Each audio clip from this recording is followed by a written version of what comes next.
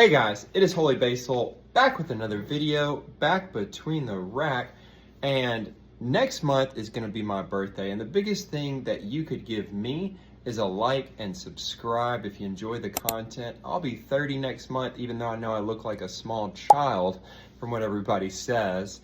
That's okay, it's paying off for now. Let's jump right into it. Last year, if you're not familiar, my wife and I had a sweet, beautiful baby daughter on September 1st. And a topic that I'm very passionate about is when people use their newfound fatherhood or responsibilities in life as an excuse for getting out of shape. And that is not okay. It reminds me of that Avengers scene when Thanos says, "I am inevitable." I am inevitable. Now, the good news is that the dad bod is not inevitable. You can do something about it. Fatherhood does not equate to dad bod. It might equate with a father figure, but it can make it harder, and we'll talk about some ways in which you can combat that. There is no denying that fatherhood will make your schedule busier, at least the first 6 months of interrupted sleep. I have a super awesome wife who has been the more hands-on one, especially for the night shifts. Diana!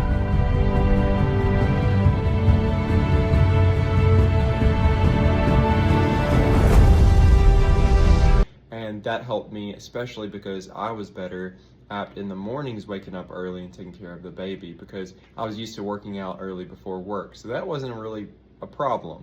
Missing workouts here and there is not a big deal. If anything, you could probably use a little bit more rest or time away from the gym, because that's going to allow you to look forward to your workouts more, to be more efficient.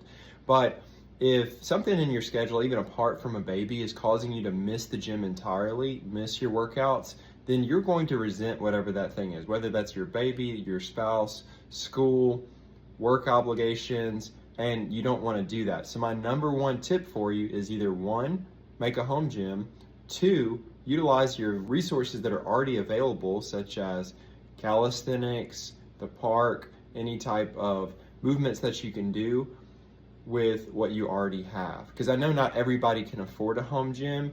To some extent, we could say yes, you could budget it. There. I never dreamed, George, that you would actually post a YouTube video saying that you can build an affordable home gym. and you would piss off half of the nation. Their defense, I have a punchable face. I understand. No. But I understand that some people are in different financial situations, and that's okay. But if you prioritize fitness, then you should prioritize the money that you put towards it. As you adjust with this newfound fatherhood, if you don't have children, then this is perfect prep for you, because you can consider this time period where you have children, especially the first 6 months, as like a different training cycle. You can mix up your training, train at a different time of the day. You have to be more adaptable when you have children. That's just the fact of the matter. And that doesn't mean that your lifting is going to be worse. It just means that you've evolved as a person, and you don't need optimal, perfect settings to train. That you can train with a little less sleep, that you don't have to have the perfect amount of caffeine, that it doesn't have to be at the exact time of day that you like. You've got to adapt. Adapt or die. Okay, so you're new to fatherhood and you've adapted, you've switched up your training routine. The next step is going to be change up your eating routine, because just because that baby's bulking doesn't mean that you have to. So if you're not able to train either as hard or have as much volume or intensity, then you don't need to be filling yourself with as many calories as you were before. It might be a good opportunity to just run at maintenance during this time period where you're adjusting, you're adapting, the baby is requiring more maintenance. The good news is that ultimately the baby's going to eventually start sleeping through the night, and your training can be more focused and dedicated. This is just a phase, and it's not the end of the world. You shouldn't get derailed entirely. If you get thrown off completely from your training because of a baby, it's because you weren't taking it seriously enough. You don't need optimal circumstances. This is just a different priority season for you. You're focused on growing that baby more so than your biceps. Now, just because you have fat on your body doesn't mean that you have a dad bod. My point here is for people who let themselves go entirely after a baby or during fatherhood when life gets busy.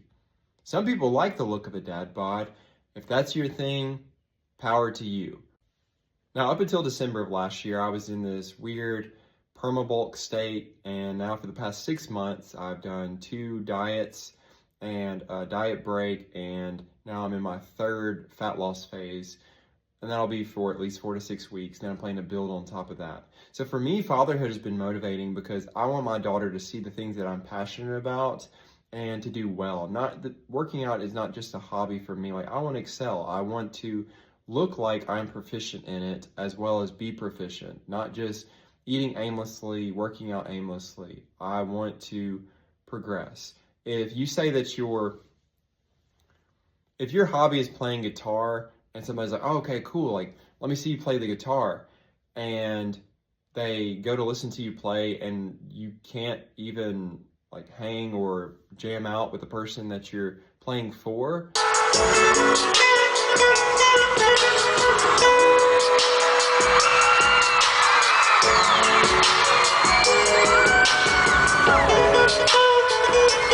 Then it's the same comparison as like, oh, if you work out a lot, but you look like a sack of potatoes, or you can't lift heavy. If you don't have any type of impressive lifts, you don't have any type of endurance capacity. Let's say that you're a runner, but your running sucks. Like, you should have some sort of indicator of your proficiency. Give it time and effort, and you should have some sort of work production.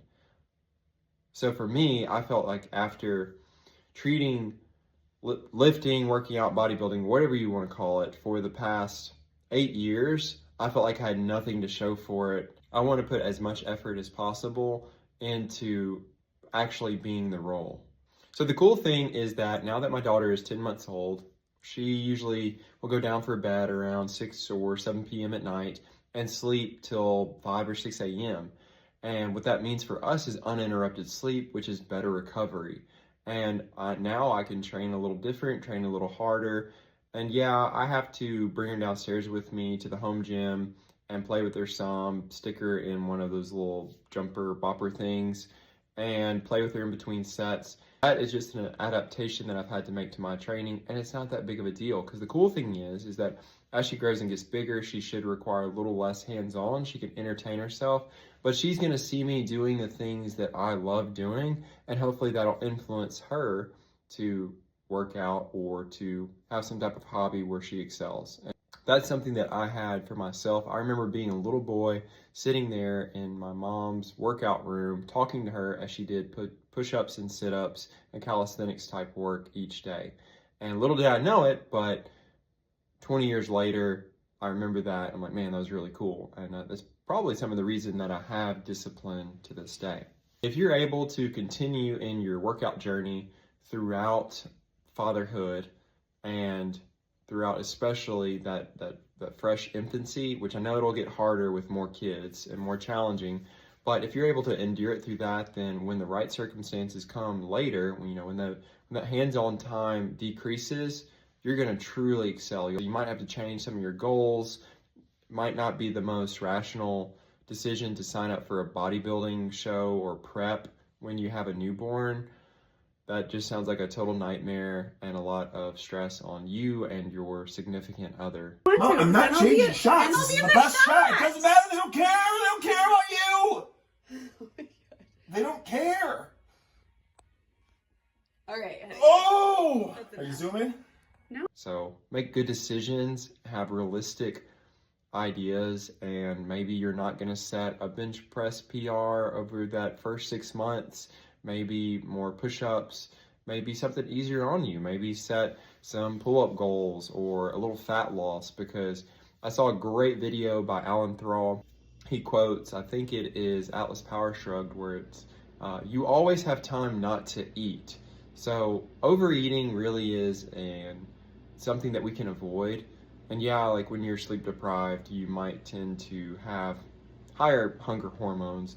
Overeating is just an excuse at the end of the day. You should have that discipline. Just because your baby is on a bulk doesn't mean that you have to be on a bulk.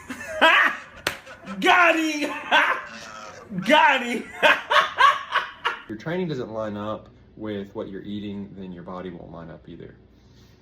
If you made it this far in the video, thank you for watching. I am just super excited to keep making content.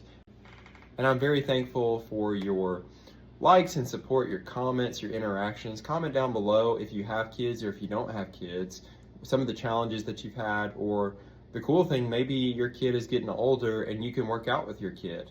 Either use them as a barbell, or maybe you have a 16-year-old son who's stronger than you. That's kind of cool at the same time as it is kind of depressing. Maybe you're creating a legacy with your children and they'll be better athletes than you ever were.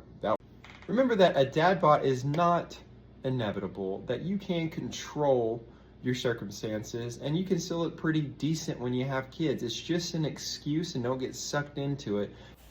Alright guys, so I gotta break this down from a spiritual perspective too. I would compare the dad bod to kind of like a spiritual complacency, where you're not progressing like you were and you may be plateaued. Life sure does get busy, and it is easy to get spiritually stagnant. And sometimes the first things that we do away with are our readings, and sometimes forsaking going to church, because I know personally I have to work some weekends, and when I don't go to church on that Sunday, it kind of throws off the whole week. Just like with our physical training, fatherhood can require us to adapt our spiritual training and to focus on our relationship with God. Being a father is awesome, but we cannot neglect our spiritual walk too, whether that's reading your Bible at a different time that you normally would, going to a Wednesday service, listening to Scripture as you drive to work, or finding other ways to have time with God. Don't neglect that. Don't have a spirit that is out of shape too. That is all for today, and see you guys in the next one. Peace.